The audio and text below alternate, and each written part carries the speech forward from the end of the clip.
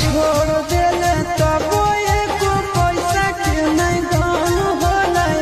ऊपर वाला दया से नहीं मान कहियो कौन होला। एको छोड़ के साथ में देखाओ अपन फोटो रे, तब हमरा छोड़ा विश्वास कुछ हो तो रे।